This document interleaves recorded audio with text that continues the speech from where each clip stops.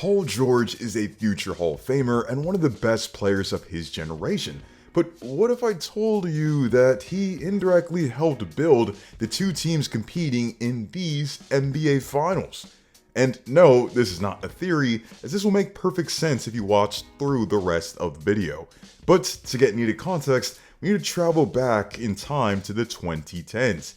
Paul George was drafted to the Indiana Pacers in the 2010 NBA draft and is crazily enough the last player still in the NBA from this draft. Anyways, PG was an athletic wing that had the tools to do great things in the league, but there was no expectation that he would be an all-star right off the bat, since the Pacers didn't even make the playoffs for the last 2 seasons and didn't have the greatest supporting cast around him. But with an unfortunate injury to their leading scorer in Danny Granger, guys remember Danny Granger, he was really nice. Paul George was given even more opportunity in 2012 and completely exploded in 2013. He was an all-star, made all-defensive second team, made all-NBA third team, won most improved player, and was becoming the darling of the NBA. Being this young athletic wing with some of the best handles we've seen from someone 6'8 plus, and being the hope of the Eastern Conference to beat the antagonist of the NBA in the Miami Heat. And if you want us to beat the antagonist known as the YouTube algorithm, be sure to leave a like on the video and subscribe to boost this video in the algorithm.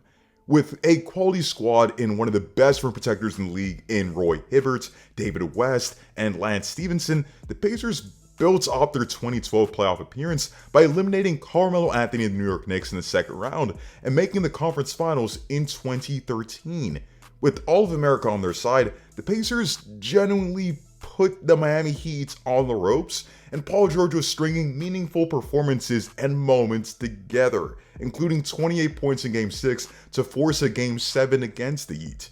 However, the Heat proved to be on a whole nother level and blew out the Pacers in Game 7. Notwithstanding, the legend of Paul George continued as he'd be an all-star, one of the best two-way players in the league, and one of the most exciting players to watch with his 360 dunks and absurd shot making. Not to mention that he was able to bounce back from a gruesome leg injury in a Team USA scrimmage and was still impactful in years to come.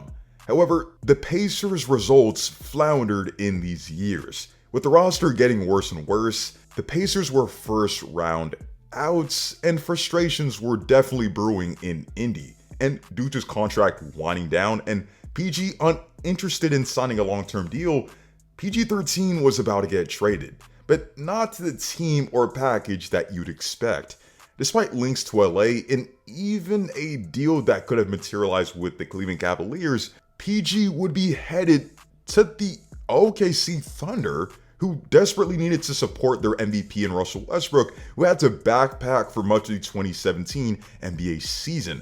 At the time, the package of Domantas Sabonis and Victor Oladipo from OKC seemed to be a terrible return given where those players were in their careers at this time, with most people claiming this was an absolute fleece. But little did they know that this package would completely set the Pacers up for the future. With more freedom to operate and more touches in the offense, Domantas Sabonis developed into one of the best big men in the league, becoming an all-star, being one of the better interior scorers, passers, and rebounders at his position, making him not only the best player for the Pacers, but a valuable asset if they wanted to pivot in another direction, which they did.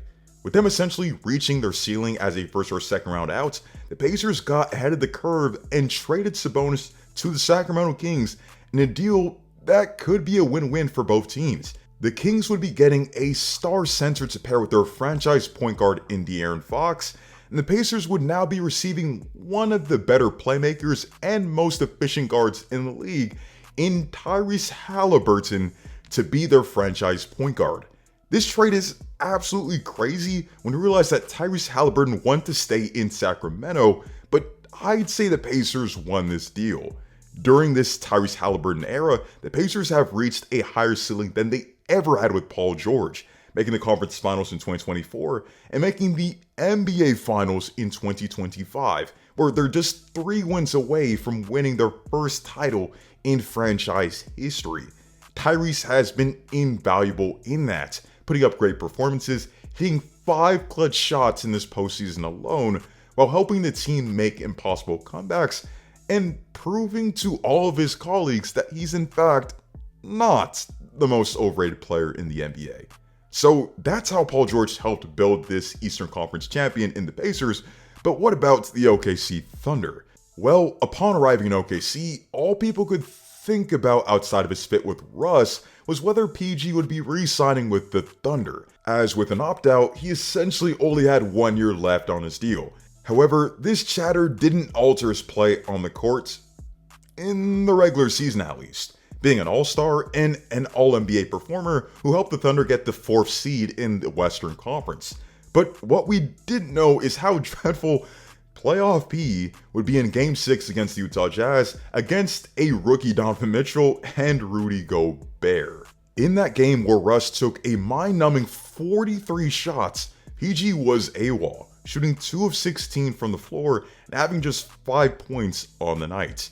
With heavy links to LA, many people felt that this would be the last time we saw PG in a Thunder jersey, but PG re-upped with the Thunder after what was essentially a surprise party given for him, and he crazily enough had the best season of his career in 2019. He was 3rd in MVP voting, averaging 28 points, 8 rebounds, 4 assists and 2 steals a game on 39% from 3, and Russell Westbrook yet again averaged a triple-double.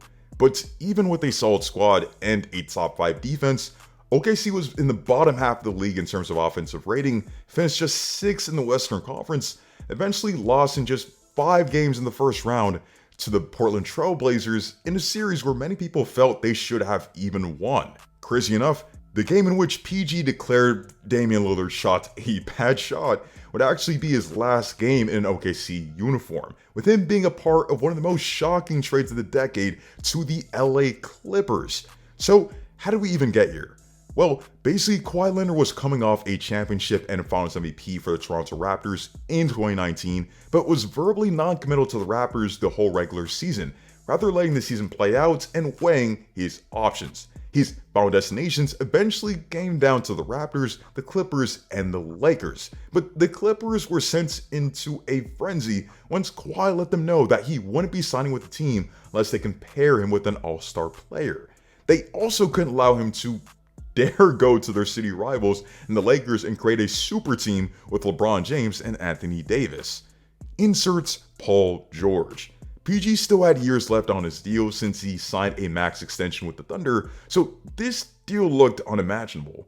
But with the Clippers reaching out and OKC knowing that they had all the leverage given the fact that Paul George was still on that long-term deal, LA had to throw the whole house and kitchen sink to get the deal done. In this deal, the Clippers had to part ways with Shai Gilgeous-Alexander, Danilo Gallinari, 5 first-round picks, and a few pick swaps, laying the foundation for who the Thunder are today. SGA eventually went on to be incredible once touching down in OKC, mainly being the leading scorer on a Thunder team that made the playoffs despite having just a 0.2% chance of doing so. There would be rebuilding years afterward, but another pick in this Paul George deal helped bring them to contention status. With the 12th pick in the 2022 NBA draft, the OKC Thunder would select Jalen Williams, a member of their current Big Three and a player who's established himself as one of the best players in the league.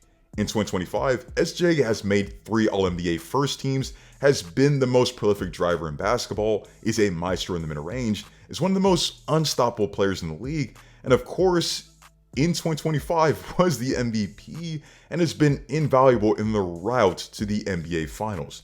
J-Dub, on the other hand, is an All-Star, an All-NBA member, and an All-Defensive member, changing life on both ends for the OKC Thunder night in and night out. This deal looks like a complete fleece in hindsight, but just like the aforementioned Sabonis trade to Indiana, this deal was actually seen as valid at the time since the Clippers landed Kawhi Leonard because of this deal and because people didn't really see the high ceiling that Shai Gilgeous-Alexander actually had.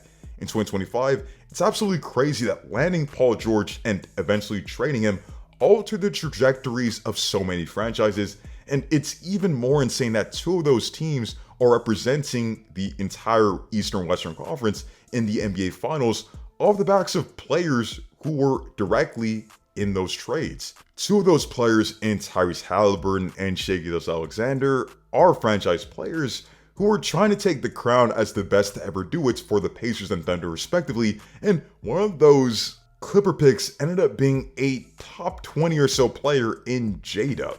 Guys, let me know your thoughts on Paul George indirectly creating these NBA Finals matchups and what it says about his career and the teams involved. And if you want to know more about how the OKC Thunder could potentially be a dynasty, click on the video above.